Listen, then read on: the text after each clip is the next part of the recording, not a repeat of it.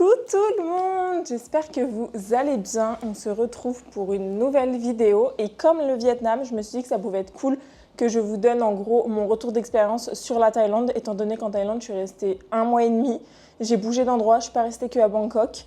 Donc je me suis dit que ça pouvait être cool de vous donner et mon avis et de vous dire à peu près combien ça nous a coûté, les prix, mes meilleures adresses, ce que je vous conseille de faire ou non. J'ai toutes mes notes ici. Juste, je vais vous dire comment ça va s'introduire. Donc déjà, on va parler des prix des billets d'avion. On va parler des différents logements, de la nourriture évidemment. Choses à faire selon moi, que ce soit dans la première ville ou dans la deuxième ville où je suis allée. Des transports en commun à Bangkok spécialement du coup. Et on va parler aussi des bonnes adresses que je vous recommande. Et enfin, je ferai un petit point de conclusion, on va dire. Moi, je suis partie en Thaïlande 1er juin, enfin du 31 mai au 11 juillet, donc 1 mois et demi littéralement. Je suis restée 1 mois à Bangkok, donc tout le mois de juin à Bangkok. Et après, je suis partie du coup 11-12 jours à Krabi. C'est vraiment direct à la partie billet d'avion. Là, à Bangkok, on est parti du Vietnam, donc de Da Nang. Et on a pris la compagnie Vietjet Air. Idem pour Bangkok, Krabi, on a pris un avion. On pouvait prendre le bus, mais c'était beaucoup moins cher. Mais j'avoue, c'était long. Enfin, genre, t'as une nuit de bus, quelque chose comme ça, ou une journée de bus. Bref, t'as une journée qui est morte. Et j'avoue que pour le comparatif prix, on voulait pas s'embêter. Et donc, on a littéralement pris l'avion, quoi. Et pour un total de ces deux avions-là, on en a eu pour 83 € chacun, avec un bagage cabine compris et un bagage en dessous de 25 kg compris chacun. J'avoue, en fait, j'ai plus exactement le montant des billets d'avion séparés. Du coup, voilà pour les petits billets d'avion. Que nous, pour les billets d'avion, souvent, on regarde sur l'appli 12 Go Train Bus ou 12 Go Train Bus. Bref, je vous noterai quelque part ici et je vous mettrai tout en description de toute manière. Une app qui est vachement utilisée ici en Asie. Pour tout ce qui va être par exemple déplacement en bateau, en bus ou du coup en avion, bah, vous avez des prix hyper abordables et tout, voire carrément pas cher du tout. Je vous avoue, je vous recommande de regarder là-dessus. C'est le seul petit tips en termes de transport pour ce pays que je peux vous donner, parce qu'entre temps du coup on a fait d'autres pays et genre j'ai vraiment des tips, mais ça juste abonnez-vous pour ne louper aucune vidéo, regardez tous les vlogs et je crois que je donne des bonnes adresses et à la fin de chaque voyage je ferai un débrief par voyage en vous donnant vraiment les prix plus ou moins, les bons plans, les petits tips etc. pour littéralement partir pour pas si cher que ça dans les faits. Ensuite, en termes de logement, à Bangkok, pendant 1 mois, on a logé dans un condo. Donc un condo, c'est un bâtiment avec plein d'appartements et il y a plusieurs services qui sont inclus dedans. Donc, des fois, ça peut être salle de sport, home cinéma, salle de coworking, piscine, etc. Les condos ne sont pas pareils, bien évidemment. Il y en a qui sont beaucoup plus haut de gamme et d'autres un peu moins haut de gamme, quoi. Mais ils sont franchement, globalement, de tout ce qu'on avait pu voir, c'était plutôt cool. Nous, on a logé dans un condo. C'était dans le quartier de Wat Thana. On était au The Tri Sukhumvit 71 HMA, donc dans le quartier de Wat Thana. Je vous mettrai tout pareil ici, tout est en description. Nous, ce qu'il y avait dedans, c'est qu'on avait du coup un appartement avec vraiment un salon, chambre, cuisine et de bain. J'avoue, je crois que je n'ai aucun plan de l'appartement parce qu'en vrai il était un peu terrifiant. Par contre on avait des grandes baies vitrées, du coup on avait une vue de ouf sur tout Bangkok, ça c'était hyper agréable. Et ce qui était inclus en fait dans le condo, c'était la salle de sport, en vrai qui était trop bien et tout, genre c'est la meilleure salle de sport qu'on ait pu avoir jusqu'à maintenant. On avait la piscine et il y avait 2 salles de coworking, donc une on y passait clairement la plupart de notre temps et une autre qui était en haut avec des canapés. Ben, en gros, la vidéo, mon avis sur le Vietnam, c'est dans la salle en haut avec les canapés que je l'ai faite. Donc franchement, on a été super confort et tout. Pour 1 mois, du coup, chacun, on a payé 356 €. Donc en vrai, je trouve pas ça cher. En vrai, on était dans un quartier local quand même, on n'était pas genre hyper centre ou quoi que ce soit. Mais nous, on a trop kiffé ce quartier-là. Justement, on recherchait un peu ce côté où tu es avec les locaux, tu sors, tu vois pas trop d'Européens, etc. Nos logements, on les a toujours pris sur Airbnb. À Krabi, idem, on a pris sur Airbnb. On était chez Paggy Villa et on a payé chacun pour 11 jours 84 € pour 11 jours. Donc en vrai, vraiment, vraiment pas cher. Et je vous recommande de ouf ce logement parce qu'il est hyper bien placé. Si, je sais pas, par exemple, si vous venez faire un camp de Muay Thai ou que juste vous voulez aller un jour faire un cours ou quoi, il y a un camp en fait là où nous on est allé faire 1 ou 2 entraînements. Ça s'appelle Kunsuek Muay Thai. Je sais pas si je le prononce bien, du coup je vous l'écrirai, mais qui est littéralement à 2 minutes à pied. En vrai, c'est plein centre de Haonang. On est à peut-être 5 minutes à pied de la plage. Et en fait, le truc, c'est que dans le Airbnb, ils sont vraiment très très gentils. Vraiment, genre, j'ai l'impression d'arriver dans de la famille et tout. C'était trop bien. À disposition tous les jours des bouteilles d'eau. Et trop bien, c'est que vous pouvez louer du coup votre scoot si vous le souhaitez là-bas. En vrai, c'est un peu plus cher que si vous étiez allé à d'autres endroits, mais genre, ils sont tellement. En fait, il y a tellement un feeling tellement gentil que tu as envie de louer le scoot à eux, tu vois. Ils s'occupent de tout, genre service de... Enfin, tu leur donnes le linge, eux, ils s'en chargent, etc. Bien évidemment, tu payes quelque chose, mais ça coûte rien du tout. Peut-être que ça nous a coûté pour faire tout notre linge 2 euros, quelque chose comme ça. Donc, en vrai, pas cher du tout. Idem en termes d'activité, je sais que, sauf la Muay Thai, parce que c'était juste à côté de là où on était, mais ils nous ont donné plein de tips de balades à faire. Et on a fait un cours de cuisine avec une chef, dans la cuisine d'une chef. Et c'est eux qui nous ont tout booké, tout. Pareil, ils nous ont booké notre véhicule retour à l'aéroport. En vrai, c'est plus cher. Là, par exemple, pour le véhicule à l'aéroport, c'est plus cher, mais c'est juste une question de confort à un moment donné, tu vois. En termes de nourriture, faut savoir que c'est pas cher du tout, la Thaïlande. Vraiment, je pense que c'est l'un des endroits où on a mangé pour le moins cher. Bon, là, actuellement, on est à Bali, donc ça, je vous en reparlerai dans les épisodes bien plus tard. Mais par rapport aux pays qu'on a fait avant, donc c'était le Vietnam et même des pays qu'on a pu faire avant en Asie ou quoi, la Thaïlande, vraiment, c'était pas cher.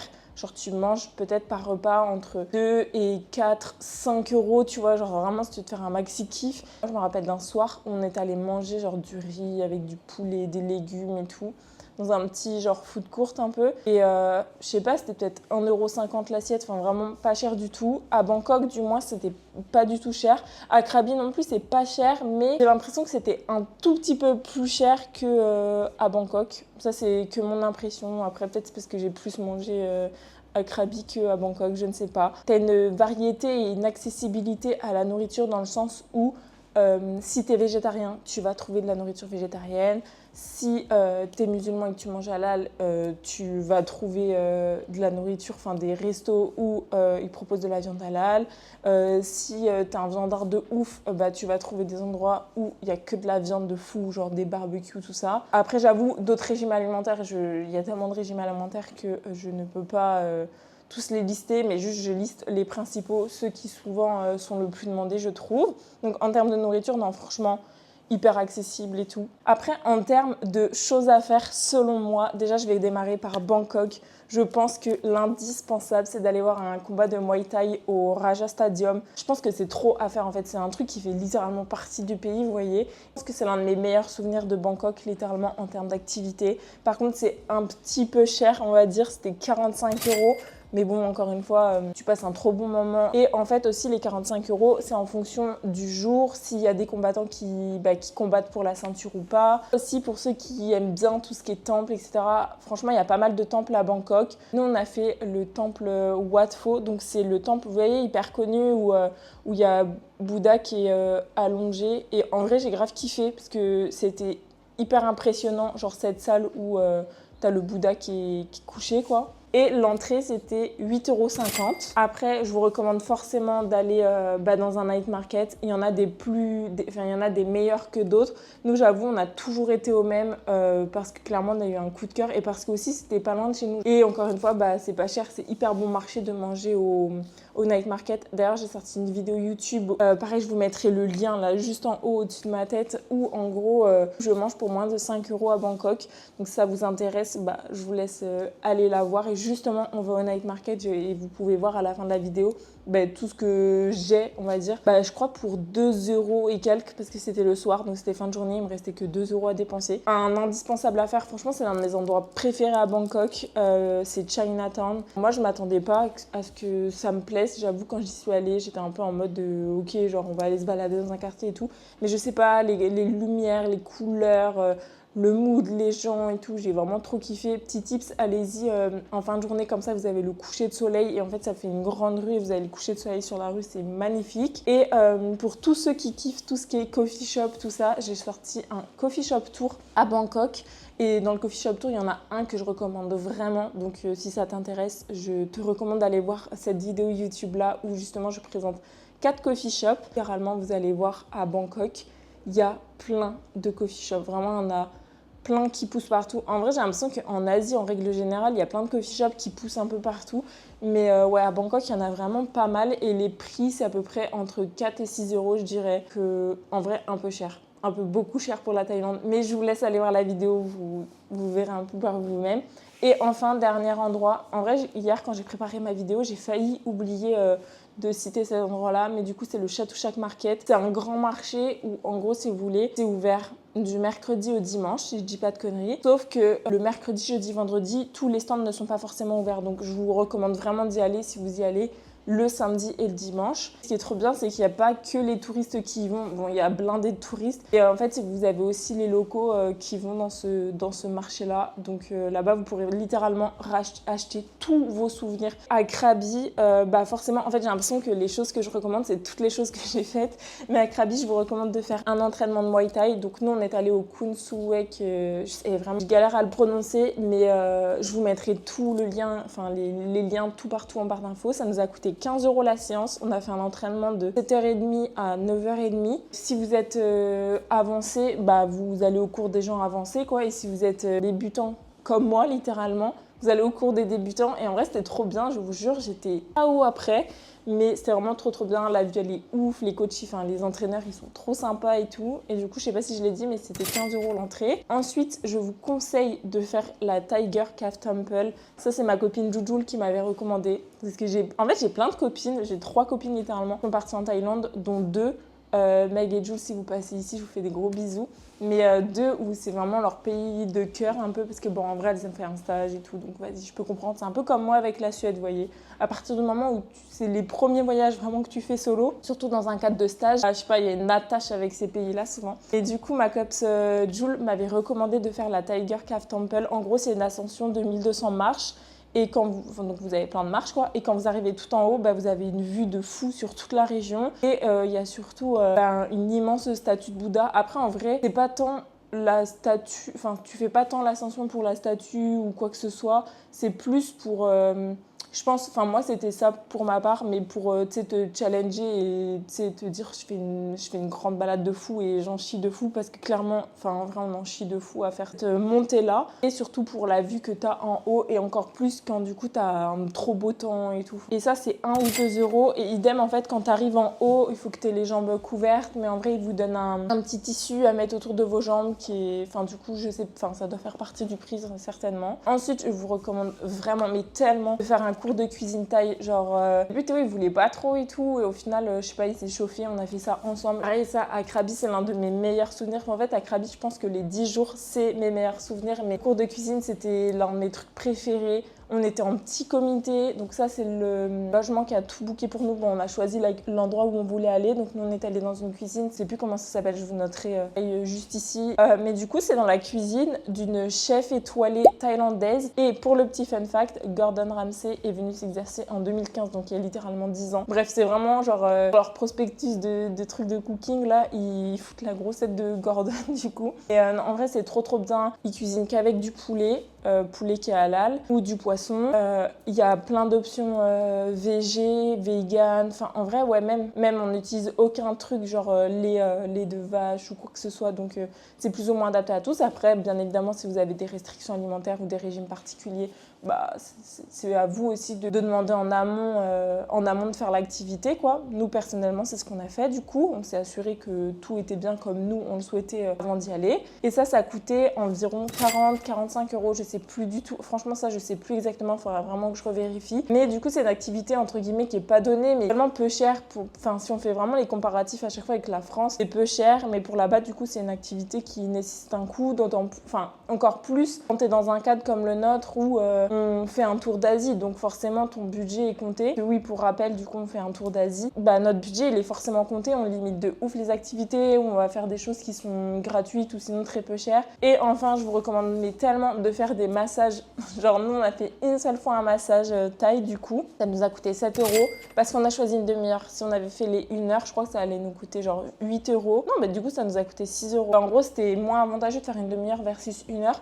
C'est surtout qu'on n'avait jamais fait... Moi, j'ai jamais fait une massage de ma vie. Genre massage tout confondu. Donc, je savais pas si j'allais aimer ou non que quelqu'un me masse. Et au final, j'ai trop kiffé. Et en plus, on a fait ça le dernier jour. Donc, j'avoue, on n'en a pas refait. Mais du coup, si vous êtes en Thaïlande, en vrai, à Krabi, genre le mieux, c'est de le faire, je trouve, les villes près de la mer. Faites-vous masser. Et maintenant, je voulais vous parler des transports en commun à Bangkok. Faut trop que je vous en parle. Parce que si vous voulez, nous, là où on avait le condo, on avait le métro, en fait, juste à côté. Et il faut savoir que Bangkok, c'est hyper bien desservi. Et dès que j'entends parler pays en Asie et d'autant plus de la Thaïlande, tout le monde parle de Grab, que ça soit Grab en voiture ou Grab en scoot. En vrai, je vous jure que le métro, donc il y a le MRT, le BTS et d'autres noms, je ne me rappelle plus exactement. Le métro, c'est trop pratique parce qu'il dessert partout. Après, c'est long, mais comme un trajet des fois en scoot ou en voiture, ça peut être long, quoi. Genre, je vous recommande de fou de prendre le métro si ça ne devient pas avantageux, en gros, de prendre un Grab. Et enfin, du coup, je vais vous parler de mes bonnes adresses et de mon petit ressenti personnel vis-à-vis de la Thaïlande. Je vais essayer de faire vite puisque cette vidéo est déjà très très longue. Et du coup, en bonnes adresses, franchement, à Bangkok, je vous recommande tellement le night market où nous on est allés parce que c'était trop bien, c'était hyper convivial. C'était vraiment qu'avec les locaux. Il y avait très peu de touristes dans celui où on est allé. Donc, s'il y en a un que je vous recommande et le seul que j'ai fait à Bangkok en vrai, et c'est celui-ci littéralement. Krabi, en bonnes adresses, je vous recommande. Moi, ça c'est une adresse que ma copine Jules m'a recommandée, mais d'aller manger chez The Best One Pad Thai. Trop bon, vous avez plein de trucs à manger, j'avoue, on a goûté trop de trucs. J'ai goûté riz frit à l'ananas, chicken cashew, pad thai, les rôtis banane Nutella. J'ai goûté tellement de trucs, tellement pas cher. On est allé peut-être sur 10 jours, pas 5 fois. En vrai, c'est trop bon. Je vous recommande vivement d'y aller. Et je vous recommande, là, c'était notre indispensable. Même quand on allait manger chez The Best One Pad Thai, on allait avant, à cet endroit-là, manger des petits trucs. C'est d'aller, en gros, dans les stands de gens qui vendent de la nourriture juste en bas de la mosquée, mais étant donné qu'il y a plusieurs mosquées à Honang, je vais essayer de vous décrire. Enfin, en gros, ça fait la plage comme ça, et après vous allez, la rue principale qui monte, et tout en haut, en fait, vous avez une mosquée, et elle est rose, la mosquée, si je dis pas de bêtises, enfin, elle est rose pourpre un peu, et il y a plein de petits stands, et il y a un stand où c'est un mari et une femme avec leur fille, mais leur fille, elle a genre, je sais pas, 25 ans, vous voyez, elle a notre âge, enfin, elle a mon âge, parce que je sais pas qui me regarde en fait, quel âge vous avez, mais du coup, mon âge quoi. Et eux, ils font les meilleurs rôtis banane Nutella, les meilleurs mangues, je vous jure. C'est trop bon, mais vraiment, c'est trop bon. Et encore juste à côté, il y a une petite dame qui vend des brochettes. Et les brochettes, elles sont exceptionnelles. Je vous jure, les brochettes sont tellement bonnes. Et si je peux vous recommander, prenez les brochettes au bœuf. Et moi, je suis pas une viandarde et tout de fou. Genre le bœuf, j'aime bien mes petites doses.